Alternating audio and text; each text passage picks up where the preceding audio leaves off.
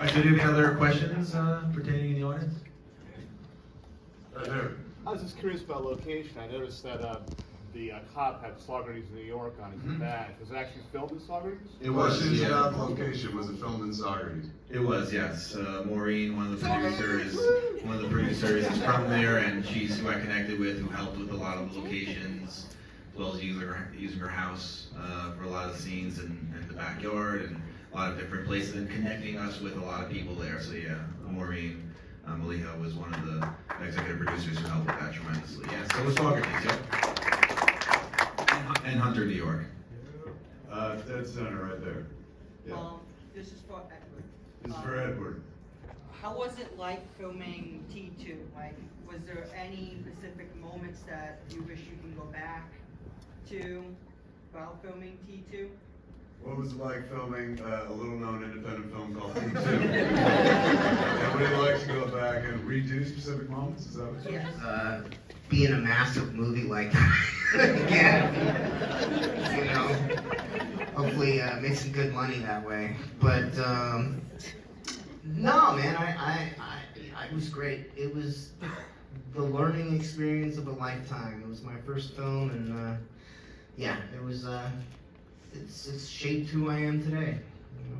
Did you audition, or I remember hearing a story that he like found you in a fucking mall, James Cameron, is that true? Kinda. Yeah. Like, basically it was just nuts, dude. I was like kind of just sort of just ran away from home. I was like hanging out at this boys club in Pasadena, and Melanie Finn, the casting director, you know, was kind of staring at me. I didn't know who she was, and she's like, "You want to be in a movie?" And I'm like, "Okay, where do I get naked? What do I have to do?"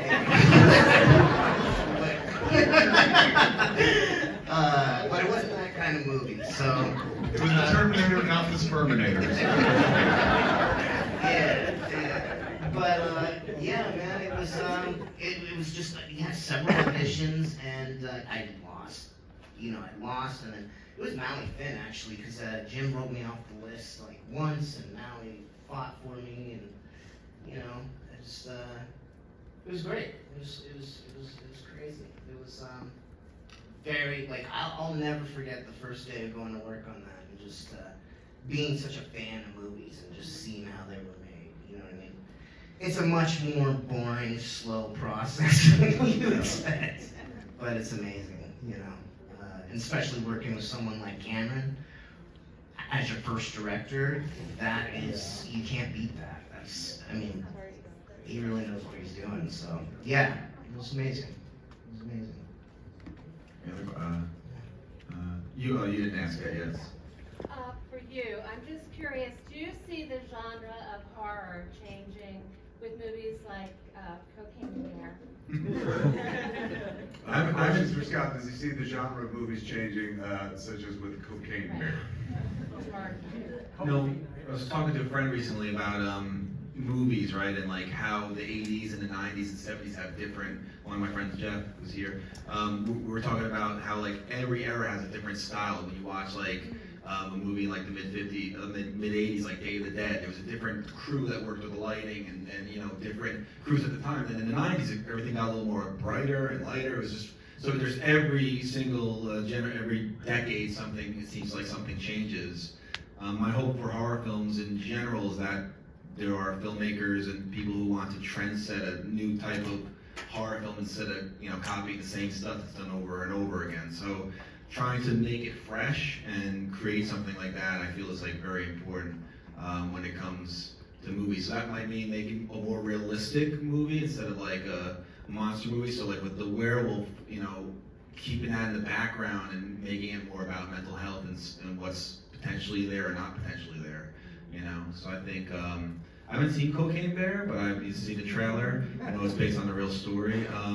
But yeah, I mean, there's always going to be every couple of years or every couple of decades where you get a film like The Shining, and things like that. So, and I think it's the revolution of the 70s, right? Like, I mean, Taxi Driver, right? And like, you had like the smaller budget ones like Don Coscarelli's Phantasm, which I really enjoyed. So there's different elements and different budgets and different movies around each generation.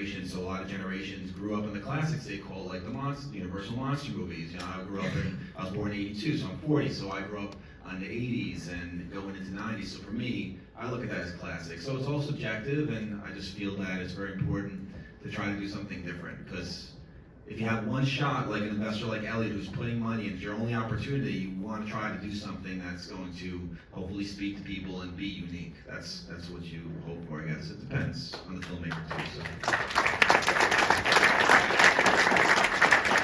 So it's really hard to make anything unique these days. You know? Right, no, yeah, that's true. Yeah. But they're out there, yeah. Yes. John? Scott, what were your sort of your inspirations visually, or what look you wanted to create in this film? His inspirations visually for what Scott wanted to create the look of the film. Well, when I got the call from Goldberg, who left me 5 million Facebook messages, and continues to this day, asking for advice on how to make movies, because we make movies in Atlanta, but I was excited to come to New York because the Adirondacks, I've grown up coming to family summer homes in the Adirondacks, and I was fighting for the fall because there's not enough movies shot in Adirondacks in the fall, and I think going off of that color palette, using the leaves and Chico and his and the blood and all that, we were kind of aiming for that fall look, and movie in Cabin in the Woods, like let's make a weird movie in the woods, that's kind of what it came to be. So shot-wise, he wanted Scott Goldberg, he wanted a lot of close-ups. I was pushing for anamorphic, and we wanted anamorphic, and I think it worked for everybody, visually, and it was just, a weird movie in the woods, and that's what we like that. So that's kind of what we went for, honestly. Helen? How did Elliot and Scott hook up? How do we meet? How did Elliot and Scott hook up? I want to see that movie.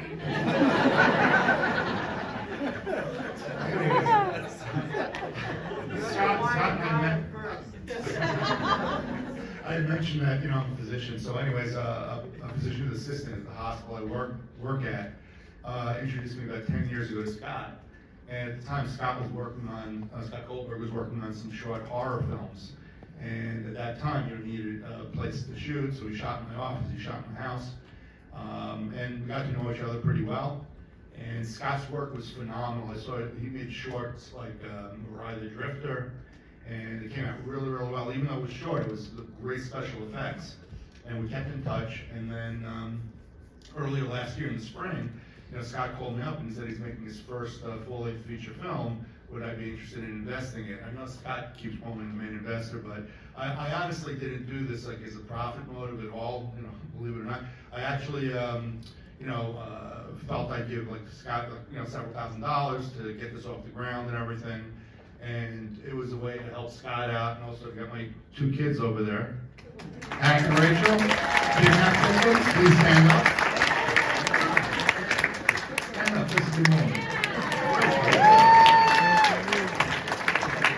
So I'm a dad who would do anything for his kids, so I really, really wanted to, have them experience what it's like to be in a movie also. So bearing all that stuff in mind, I gave Scott, several $1,000s, and then a few months later, all of a sudden, he, looked at Eddie and Chico. Well, Chico was already on board, but he got Shelley and Dee Wallace, and the thing just like blew up.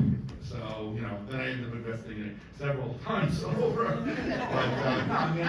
I really wish Scott the best of luck, because he's a great friend and writer and director, and more importantly, friend.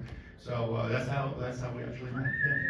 There's a proud tradition of folks in the medical community investing in horror films. That's how Sam Raimi got Evil Dead made. He would go to area dentists and ask for investments and stuff. So you're joining a very elite group, my friend. Well done. Thank you, but if you want to talk about horror, I didn't say my specialty. I'm a gastroenterologist, so if you want to talk about horror, Holy shit. Yeah, you're like, there's my animal nurse right there. My anesthesiologist is out here somewhere. you must watch this, some of the effects in this, and be like, nothing. You should see what I see every day. do have to say, this is the first time I've seen hundreds of happy, smiling faces who come for a screening, so.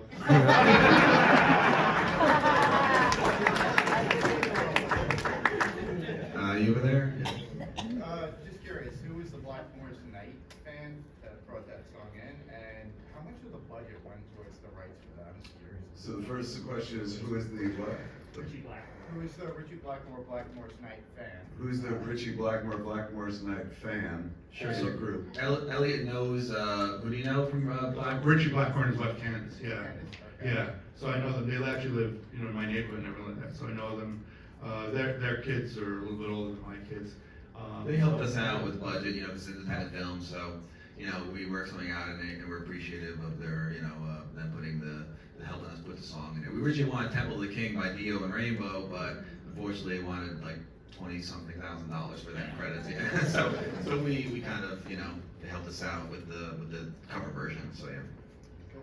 Yep. Anyone else? Right there. I got I that. didn't get anyone in the back, yes, or were you in the back, sorry? Yeah, you, yeah. Scott, Salifia. Hey, how are you? Good, good. I just had a question. The film is so creative, and each of you found really interesting ways to work with the story. So if you could go through and kind of describe what you thought was the most creative, innovative moment for you in your performance or the work that you did for the film. Sure, and that's Alethea. She was one of the victims who Chico was murdering and also dragging. So that's Alethea right there.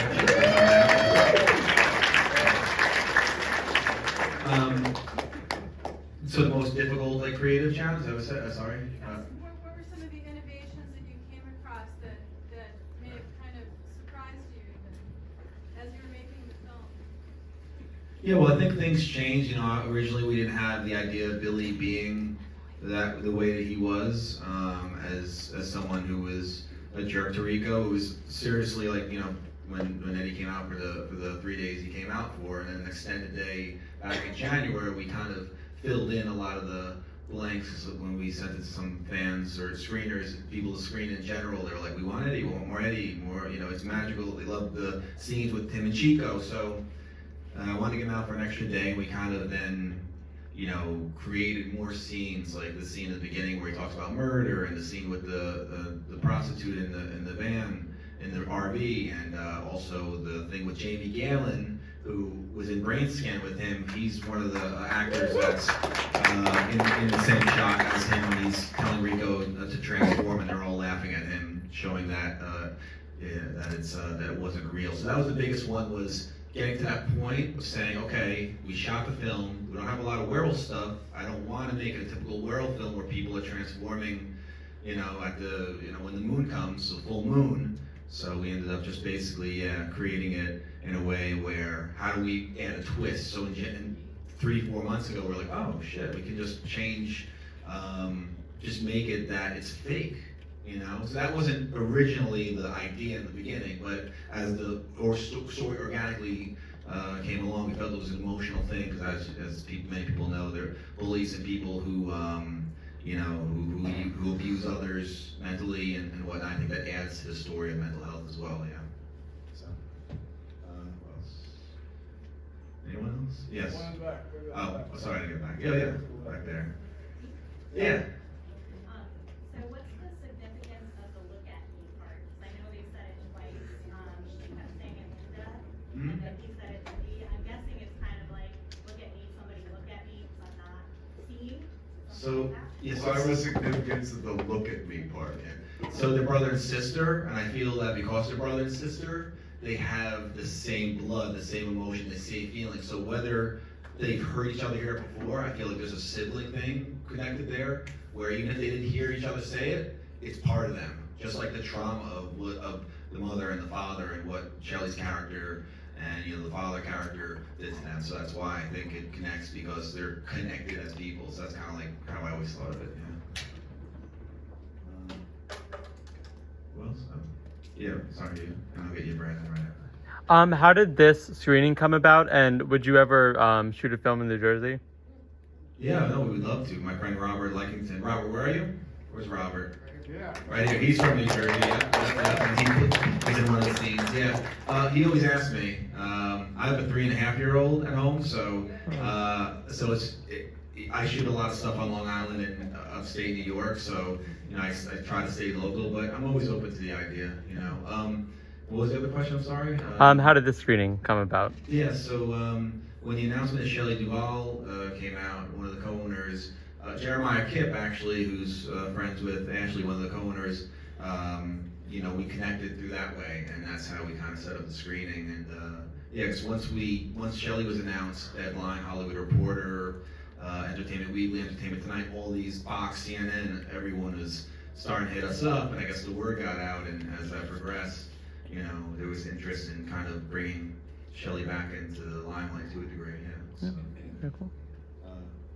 Rand, so you had a question? Yeah, so for Scott Gold, for your character as interview guy, I'm just wondering how you prepared for that.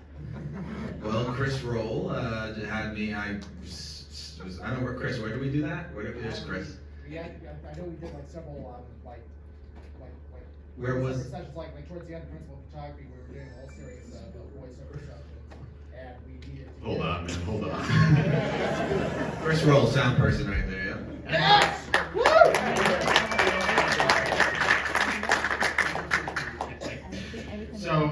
So it said at the end of principal photography, we had to do a number of voiceover sessions, and among the things we needed to get were the interview voice over the phone.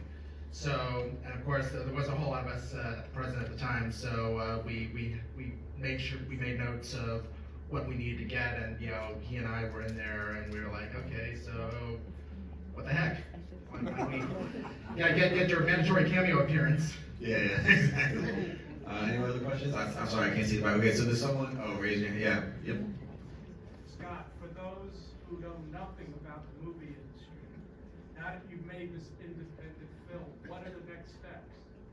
The question is, for those who know nothing about filmmaking, now that you've made this independent film, what are the next steps? Sure. So I came from independent films, creating stuff, independently. So Scott Hansen knows more of the process. So what would you say, Scott, would be the next process as far as that kind of element, as far as the next step as far as that? From here, from here on, you got your screening. You got a lot of film festivals coming up. Just getting the word out there.